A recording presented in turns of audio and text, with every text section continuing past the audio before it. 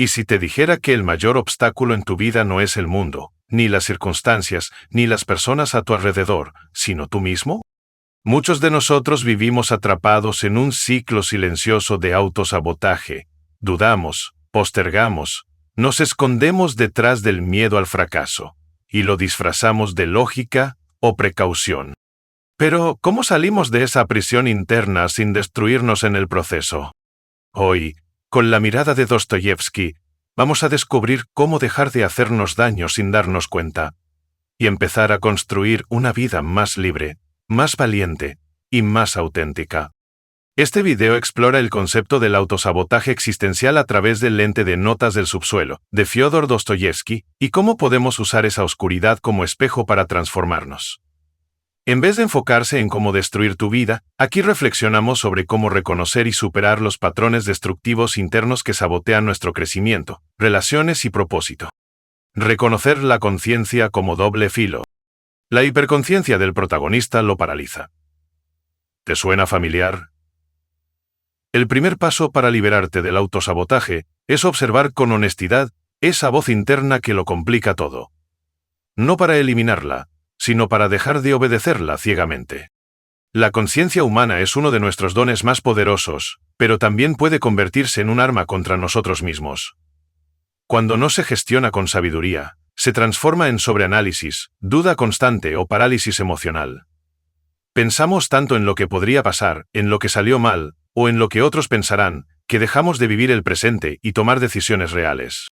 Dostoyevsky lo retrató magistralmente, un hombre atrapado en su propia mente, incapaz de actuar porque piensa demasiado. Pero esta imagen no es solo literaria, es cotidiana. ¿Cuántas veces has postergado un sueño, una conversación necesaria o una oportunidad por miedo al juicio o al fracaso? La clave no está en apagar nuestra conciencia, sino en reeducarla. Usarla como guía, no como juez. Una mente despierta debe estar al servicio de una vida con propósito, no convertida en su verdugo. Podemos transformar ese doble filo en herramienta de poder si dejamos de buscar respuestas perfectas y comenzamos a actuar con intención, incluso en medio de la incertidumbre.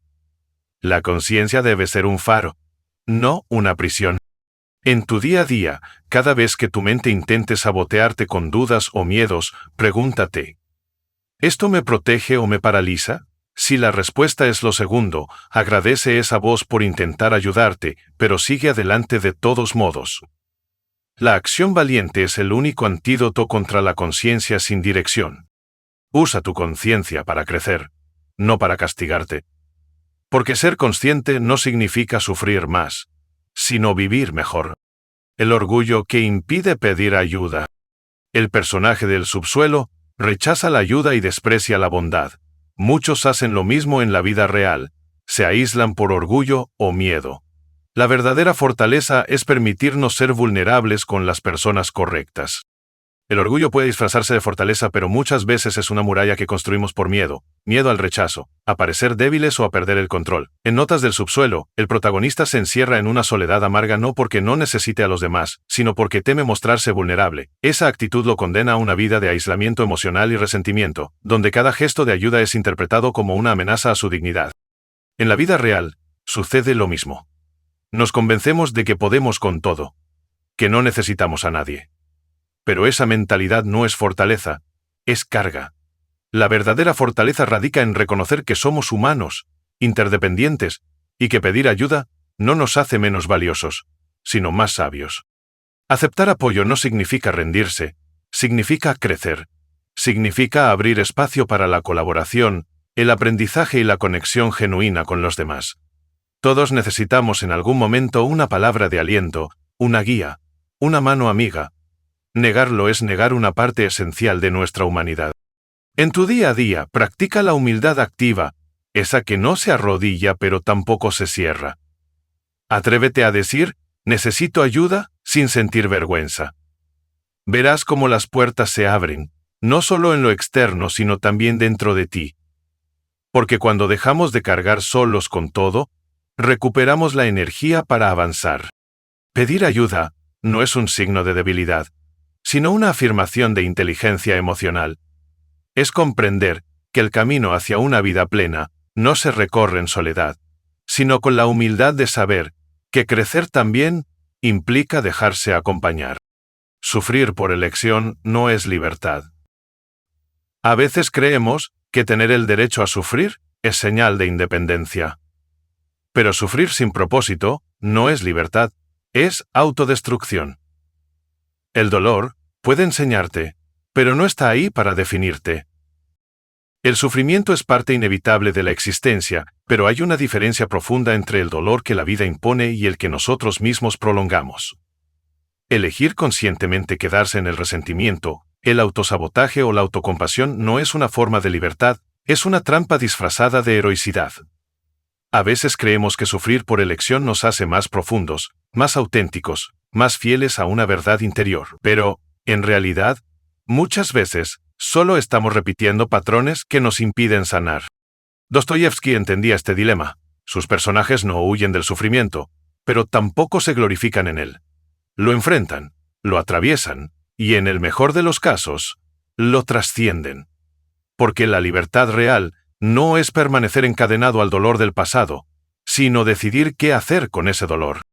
En tu vida cotidiana, esto significa hacerte responsable de tu sanación, significa dejar de alimentar narrativas donde el sufrimiento te define. No eres tus traumas, ni tus heridas, ni tus fracasos. Eres la persona que decide qué hacer con todo eso. Cuando dejas de sufrir por elección, recuperas tu poder. No para negar lo que duele, sino para integrarlo y transformarlo. La verdadera libertad es poder decir, esto me pasó, pero no me quedo aquí. Es elegir avanzar, aunque sea lento, aunque cueste, aunque duela soltar. No confundas profundidad con autodestrucción. Hay más valor en quien elige sanar que en quien decide quedarse estancado para parecer fuerte, porque el dolor, cuando se convierte en maestro y no en tirano, te libera. Y en esa libertad empieza tu renacimiento. La ilusión de controlar la vía desde el resentimiento. El protagonista cree que ver el mundo con cinismo lo protege, pero en realidad lo encierra. Una vida guiada por el resentimiento solo reproduce lo que más odias. Para cambiar tu vida, necesitas cambiar tu relación con el perdón, el tiempo y la acción. El resentimiento es una forma sutil de intentar controlar lo incontrolable. Nos aferramos a él porque nos hace sentir que todavía tenemos poder sobre algo que ya pasó, una traición, una injusticia, una herida que no cicatrizó como queríamos. Pero esa aparente sensación de control es solo una trampa mental. Mientras creemos que al mantenernos dolidos castigamos al otro o nos protegemos, en realidad nos estamos atando al pasado y perdiendo libertad en el presente. Vivir con resentimiento es como caminar con una piedra en el zapato pensando que con eso evitaremos volver a tropezar. No solo no evita el daño futuro, sino que sabotea nuestro avance diario. La vida no se puede controlar desde el enojo, porque el enojo ciega, endurece y crea distorsiones. Y aunque pensemos que nos da fuerza, en verdad nos resta energía para construir lo nuevo. La verdadera fortaleza está en soltar con conciencia, no con indiferencia. Soltar no es olvidar ni justificar lo que dolió. Es liberar ese espacio mental y emocional para abrir paso a algo más grande, la paz interior, la claridad de propósito, la apertura a nuevas relaciones y experiencias. En tu día a día, pregúntate, ¿estoy reaccionando desde el resentimiento o eligiendo desde la libertad? Esa simple reflexión puede cambiar decisiones, diálogos y destinos. Controlar no es sujetar lo que ya fue, sino dirigir lo que viene. Y eso solo es posible cuando eliges sanar. Porque soltar el resentimiento no es rendirse. Es volver a tomar el timón de tu vida desde la consciencia, no desde la herida. Allí empieza la verdadera transformación. Sal del subsuelo, actúa, aunque no tengas garantías. Esperar a tener respuestas perfectas antes de actuar es la trampa del subsuelo. La acción imperfecta es el único camino hacia el crecimiento. Decide hoy dejar de sabotearte y dar un paso hacia la vida que mereces. Esperar a tener todas las certezas antes de actuar es una forma sutil de autoengaño. La mente busca garantías porque teme equivocarse, pero la vida real nunca ofrece contratos firmados con el destino. En el fondo, el deseo de control absoluto solo nos encierra en una pasividad disfrazada de prudencia.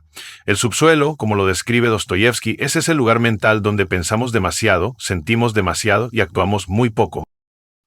Salir del subsuelo significa atreverte a vivir aunque no sepas con exactitud cómo saldrá todo. Es entender que el movimiento, por imperfecto que sea, tiene más poder transformador que 1000 planes nunca ejecutados. La acción es un acto de fe, no necesariamente en un resultado, sino en ti mismo, en tu capacidad de adaptarte, de aprender y de encontrar sentido incluso cuando las cosas no salen como esperabas. Aplicado a la vida diaria, esto puede significar hablar esa verdad incómoda, iniciar ese proyecto pendiente o tomar una decisión que llevas tiempo postergando. No porque tengas la garantía de que funcionará, sino porque no hacerlo sería traicionar tu crecimiento. Toda gran transformación comienza con un paso pequeño, dado a pesar del miedo. La claridad no llega antes del movimiento, sino a través de él. Y muchas veces, las puertas que cambian tu vida, no se abren solas, se abren cuando te atreves a empujar. El mundo no necesita más perfección, necesita más personas dispuestas a actuar con el corazón temblando, pero firme. Porque al final, lo que nos define no es lo que pensamos, sino lo que nos atrevemos a hacer sin garantías. Esa es la revolución silenciosa del alma valiente. Dostoyevski no escribió para darte respuestas fáciles, sino para obligarte a mirar hacia adentro. En este viaje por el subsuelo del alma, descubrimos que muchas veces somos nosotros mismos quienes saboteamos nuestra paz, nuestra libertad y nuestra grandeza. No por maldad, sino por miedo. Miedo a sentir, a fracasar, a vivir con intensidad. Pero ya lo sabes, el mayor acto de libertad es decidir avanzar, aun cuando el camino no esté claro. Entonces, ¿la respuesta a nuestra pregunta? Sí, puedes dejar de destruirte. No de golpe, no en un solo paso, pero sí con cada acto consciente en dirección opuesta al resentimiento, la pasividad y la máscara del autosabotaje. Ahora quiero saber de ti, ¿cuál de estos puntos resonó más contigo? ¿En qué parte de tu vida sientes que sigues en el subsuelo? Déjalo en los comentarios. Leerte nos ayuda a todos a entendernos mejor. Y si este video te movió por dentro, el próximo te va a desafiar aún más. En él exploramos una idea filosófica que podría cambiar tu forma de ver el sufrimiento y el propósito. No te lo pierdas, te está esperando justo aquí, al final de este video. Haz clic y seguimos juntos en el camino.